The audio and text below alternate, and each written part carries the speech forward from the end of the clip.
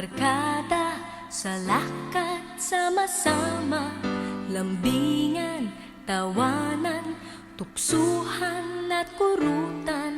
Kapag naroon ka, lalong masaya.